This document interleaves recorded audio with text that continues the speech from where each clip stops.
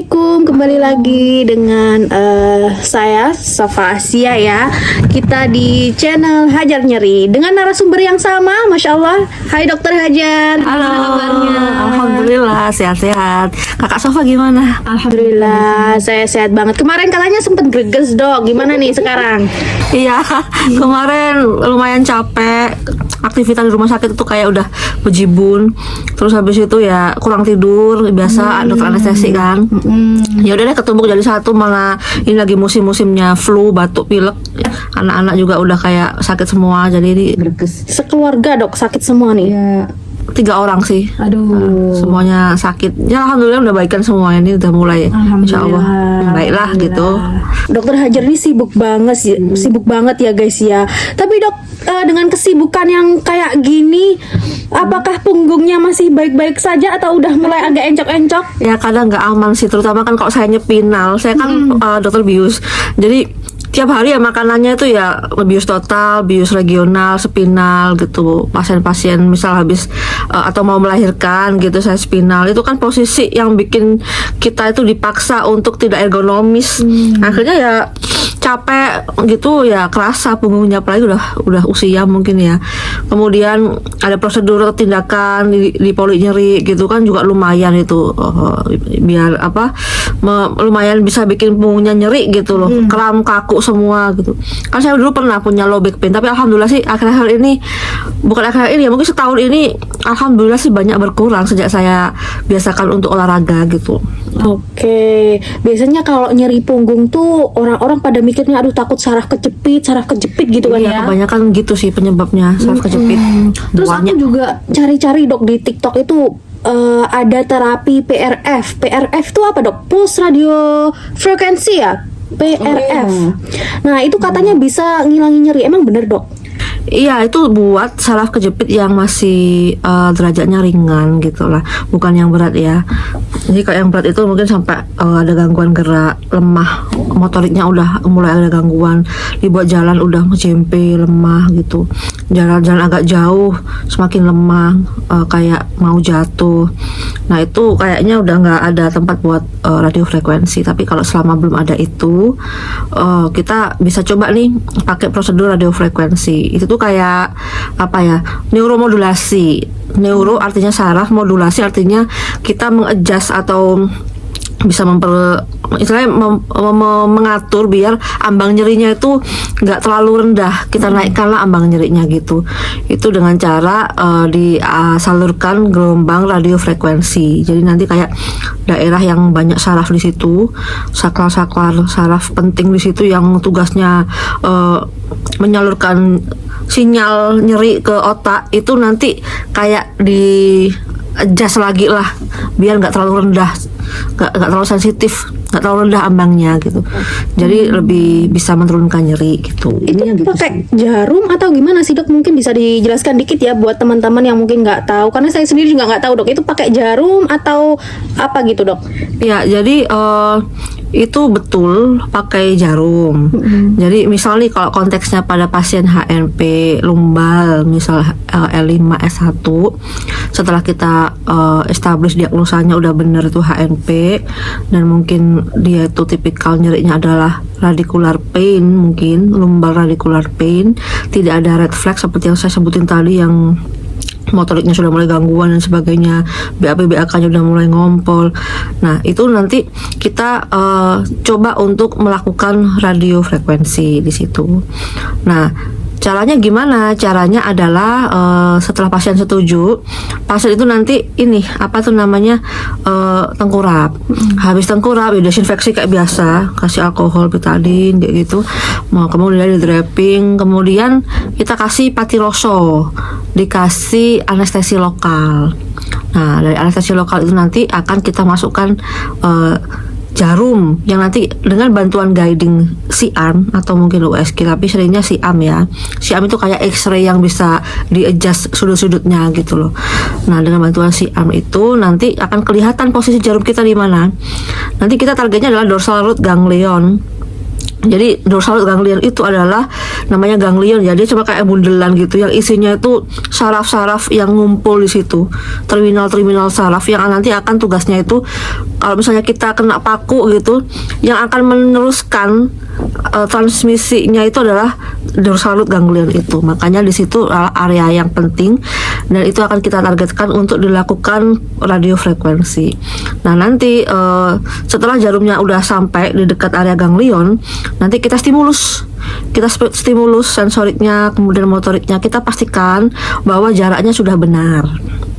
Kemudian setelah jaraknya udah benar, baru kita lakukan radiofrekuensi. Nah radiofrekuensi itu ada 2 macam, ada yang thermal radiofrekuensi atau continuous radiofrekuensi, ada yang pulse radiofrekuensi atau PRF yang seperti Kak Sofa tadi bilang. Beda lagi ya itu. Beda. Nah kalau untuk dorsal ganglion untuk HNP itu biasanya sih amannya kita pakai yang PRF itu, pulse radiofrekuensi.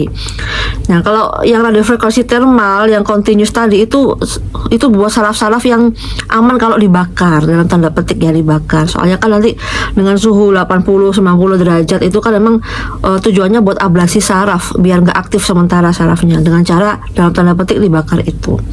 Tapi kalau PRF atau pulse radiofrekuensi itu kita nggak ngebakar, kita cuma kayak memodulasi, kita kayak mengatur lagi sinyalnya dengan cara memberikan atau mendeliver gelombang radiofrekuensi dengan suhu 42 derajat selama biasanya 120 detik. Nah, di situ nanti kan suhunya tuh namanya pulse. Pulse itu kayak hilang timbul kayak pulse gitu kan. Nah, kayak gitu. Nah, untuk mekanisme jelasnya tuh belum diketahui pasti, tapi intinya beberapa jurnal itu bilang kalau udah habis di PRF itu nanti sensitivitasnya akan naik. Sensitivitasnya akan berkurang. Ambang nyerinya naik, sensitivitasnya untuk terhadap nyeri jadi berkurang, jadi nggak gampang sakit, nggak gampang nyeri gitu. Tapi mekanismenya banyak yang menjelaskan A, B, C, D mekanisme. Tapi memang secara umum sih nggak terlalu pasti diketahui gitu. Jadi itu nanti pasien-pasien yang biasanya di PRF itu nanti efeknya nggak langsung, biasanya setelah 12 bulan baru kelihatan efeknya. Makanya awal-awal jangan kaget kalau habis di PRF nggak langsung kelihatan hasilnya gitu. Soalnya kan butuh waktu. Dok, tadi kan dokter mention kalau si PRF ya, PRF ini ditembak pakai listrik kayak gitu-gitu. Radiofrekuensi. Itu kira-kira ada nggak ya efek samping kayak lumpuh gitu? Nauzubillah min dzalik ya guys ya. Itu ada nggak ya dok? Jadi PRF itu relatif lebih aman dibandingkan yang RF. P ada pulsnya, artinya gelombangnya itu 42 derajat itu ya nggak panas, nggak bikin koagulasi. Jadi kita pernah coba ya, kayak sebelum itu kan kita selalu coba telur gitu. Telur itu kita kasih gelombang yang dimana yang satu panasnya itu 80 sampai 90 derajat, yang satunya 42 derajat. Nah 42 derajat itu nggak bikin koagulasi nggak telurnya tuh kayak nggak mateng gitu, ya biasa aja, ya kayak apa ya, ya nggak masih cair kayak gitu ya. Iya, sedangkan yang bikin koagulasi itu 80 sampai 90 derajat. Itu sama kayak kita bikin kopi panas. Itu kan kalau di dispenser itu biasanya 80 derajat udah panas banget itu. Kalau mendidih kan 90 sampai 100 derajat. Nah, yang di dispenser panas itu yang 80 derajat itu. Nah, itu yang cukup kalau buat telur itu nanti koagulasi. Berwarnanya itu udah mulai memutih gitu loh. Jadi udah mulai ada perubahan struktur. Nah, untuk PRF ini enggak. Jadi 42 derajat itu cukup relatif aman dan tidak menimbulkan efek samping serius. Dan seandainya pun ada efek samping itu biasanya bukan kelumpuhan, tapi nyeri radikuler. Jadi nyerinya itu masih ada atau mungkin bahkan lebih hebat. Tapi kalau menurut penelitian, misal dari 6 pasien yang mengalami kejadian itu cuma 1, yang lainnya enggak ya. Jadi yang satu ini saya pernah melihat penelitian bahwa yang satu ini ada efek samping tapi bukan kelumpuhan, lebih ke nyeri radikulernya aja. Tapi itu kan masih bisa banyak faktor. Bisa jadi karena dia memang juga severitas dari HNP-nya juga berbeda dengan yang populasi yang 5 tadi gitu kan, kita belum tahu, nggak bisa sama kan satu orang dengan yang lain gitu. Kalau emang PRF ini bagus ya dok ya, kenapa nggak semua pasien yang HNP atau saraf kejepit pakai PRF aja? Ya, karena nggak semuanya harus langsung di PRF. Kan ada terapi yang lain. Jadi intervensi nyeri atau PRF ini kan termasuk dalam intervensi nyeri itu setelah intervensi terapi konvensional itu tidak berjalan baik. Jadi semua pasien dengan HNP nggak langsung diintervensi nyeri. Dicoba dulu obat-obatan, fisioterapi, alat-alat yang lain gitu yang non invasif. Yang kalau itu baik ya kenapa harus pakai PRF gitu. Jadi menurut penelitian itu sekitar 60% terapi konvensional itu berhasil.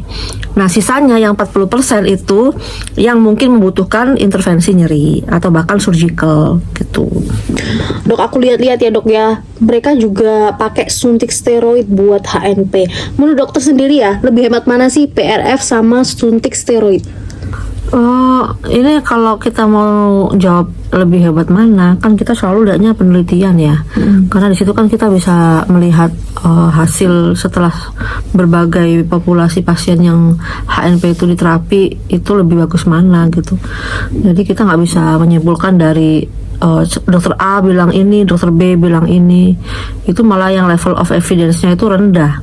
Kalau mau yang level of evidence-nya baik, itu kita lihat hasil-hasil dari meta-analisis atau RCT, randomized control trial gitu, double blind. Nah, beberapa penelitian yang sudah saya baca itu bila dibandingkan dengan steroid atau mungkin anggap aja prosedurnya namanya TFSI atau transforaminal epidural steroid injection. Nah, itu sekitar 4 dari 6 RCT menyebutkan bahwa PRF itu lebih unggul daripada kelompok kontrol. Sedangkan 2 RCT menyebutkan bahwa antara PRF dengan TFSI itu tidak berbeda bermakna. Jadi kalau misalnya kita timbang-timbang ya, so far sekilas sih sepertinya PRF itu lebih baik dibandingkan TFSI. Tapi hal itu juga tergantung. Kalau kita mau pakai untuk aplikasi klinis sehari-hari, kita harus melihat modalnya pasien, struktur kerusakannya, teknik yang diberikan seperti apa. Jadi itu semua berpengaruh terhadap hasil. Bisa jadi dengan modal pasien yang masih baik, yang nggak terlalu parah kerusakannya, dengan teknik yang baik dan benar, kemudian dari modal metabolismenya pasien bagus, kepatuhan terhadap latihan juga bagus, aktivitas fisiknya oke, bisa jadi TFSI pun juga lebih superior dibandingkan PRF. Jadi tergantung, semuanya itu individualized, yang kita nggak bisa samain seperti di dalam jurnal. Semuanya tergantung ke aplikasi klinisnya sehari-hari dalam hal pasien dan kitanya gitu. Dok, tadi kan dokter Hajar bilang ya kalau PRF itu enggak kayak bakar saraf tuh enggak. Terus sebenarnya mekanisme dari PRF sendiri tuh gimana sih? Jadi seperti aku bilang tadi ya, kayaknya itu memang untuk betul-betul pasti mekanismenya itu nggak diketahui. Tapi ada beberapa jurnal yang mengatakan bahwa ada beberapa mekanisme yang kemungkinan besar gara-gara itulah akhirnya PRF-nya itu ngaruh gitu.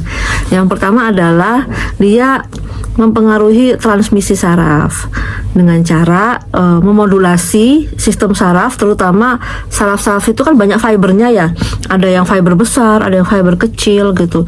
Nah, fiber-fiber yang selama ini berpengaruh itu ada misal fiber C, saraf C itu biasanya saraf-saraf kecil yang nanti kalau kita ada sensasi kayak kewedangan, panas, terus nyerinya itu tumpul, itu fiber C, biasanya kecil, nggak ada pembungkusnya. Ada juga fiber A, beta, itu biasanya fiber-fiber yang dia tuh sensitif terhadap perabaan, tekanan gitu. Ada juga fiber A delta.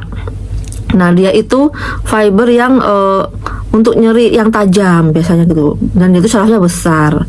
Nah, untuk PRF ini dia mempengaruhi transmisi dari fiber A delta dan fiber C, sehingga nanti dia itu kayak mengadjust kamu tuh jangan sensitif gitu, sinyal yang kamu kirim ke otak jangan banyak-banyak, kayak gitu, kayak dinegosiasi gitulah sarafnya itu, tapi nggak merusak sarafnya, cuma kayak diatur lah, baku atur sama sarafnya kayak gitu, diatur saklarnya seperti itu.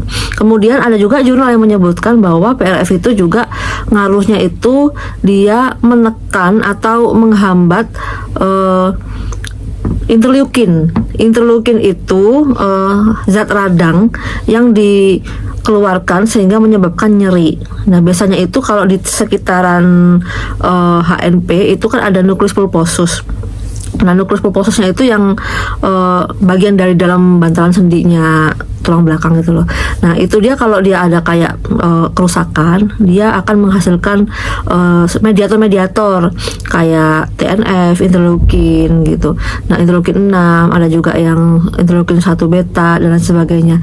Nah, itu semua yang akan dihadang oleh PRF, dicegah biar nukleus pulposusnya nggak merilis itu. Tapi dia nggak mencegah kerusakan loh ya. Dia cuma memodulasi sarafnya aja. Tapi kerusakan atau HNP-nya itu sendiri dia nggak menghilangkan di situ. Jadi mungkin kalau misalnya ada yang nanya ini pasti sembuh ya? Ya tergantung. Kalau kerusakannya berlanjut bisa jadi akan berlanjut kerusakannya gitu. Tapi kalau misalnya dia bisa mengurangi berat badannya, bisa latihan untuk menstabilkan tulang punggungnya, kemudian memperbaiki metabolismenya, memperbaiki cara dia duduk supaya nggak terlalu banyak nekan itu tulang belakangnya, mungkin kerusakannya nggak seprogresif yang kita takutkan gitu. Nah, kemudian ada juga yang bilang kalau PRF itu bisa mempengaruhi aktivitas mikroglia. Nah, mikroglia itu ditengarai kalau pada pasien dengan HNP dia itu aktif banget sehingga dia melepaskan mediator inflamasi juga. Nah, di situ PRF juga menghambat aktivitas dari mikroglia tersebut. Jadi kayak gitu sih. Jadi dok ya, untuk PRF sendiri nih, menurut dokter itu emang cuma buat hype doang atau emang ada bukti kalau bagus sih PRF untuk HNP ini? Ya sebenarnya bukan hype aja ya, karena memang sebenarnya PRF udah lama banget, cuma mungkin di Indonesia baru-baru diketahui aja gitu sebenarnya. Ini kan menurut jurnal, jadi kalau menurut jurnal ini memang dari RCT kebanyakan PRF itu hasilnya oke. Cuman pengaplikasiannya sehari-hari itu tetap bergantung banget kepada pasien dan juga teknik. Jadi kita nggak bisa langsung langsung mengadop bahwa dengan hasilnya bagus itu pasti nanti aplikasi klinis sehari-hari bagus. Tergantung pasien, masing-masing pasien. Jadi kemudian nanti kalau kita lihat di penelitiannya itu, kalau bisa kita lihat baca lagi satu-satu, itu sebenarnya hasilnya nggak konsisten loh. Cuman entah gimana dari cara mereka mempresentasikannya itu dianggapnya itu antara kelompok yang PRF sama kontrol itu baik. Tapi saya lihat memang hasilnya itu nggak selalu konsisten. Jadi itulah tadi kembali yang saya bilang, tergantung dari modal pasien, dari cara pasien untuk bebas dari nyeri, nggak cuma PRF aja, entah itu latihan fisik, berat badan, nutrisi, atau mungkin terapi yang lain gitu. Dan kemudian teknik cara kita mengerjakan, mungkin dari dokter A, B, dan C kalau dibandingkan bisa aja beda-beda cara mereka mengerjakan. SDM-nya juga ya. Iya, kalau mereka mengerjakannya betul-betul sesuai dengan step-step yang diajarkan oleh evidence, mungkin dengan terbukti kalau itu lebih bagus, ya bisa aja hasilnya lebih bagus gitu. Jadi itu sangat bergantung pada hal-hal yang saya sebutkan tadi. Oke, tapi anyway di rumah sakit dokter kerja sekarang emang ada nggak sih PRF ini? Ada, kita udah ada radiofrekuensi, baik itu continuous RF, ablasi maupun dengan PRF atau pulse radiofrekuensi, kita ada di rumah sakit sejak 2021 kayaknya udah ada. Jadi kalau misalnya warga Lamongan dan sekitarnya, mungkin Tuban, Bojonegoro, Babat, mau coba untuk alternatif selain operasi, misal monggo datang ke rumah sakit saya. Nanti tentu kita cek-cek lagi dong, kita pemeriksaan fisik lagi gitu. Kira-kira ini kandidat yang baik enggak untuk PRF atau RF gitu. Kalau enggak ya udah, mungkin disarankan untuk terapi lain, semisal konservatif lagi atau operasi gitu. Subscribe YouTube kita.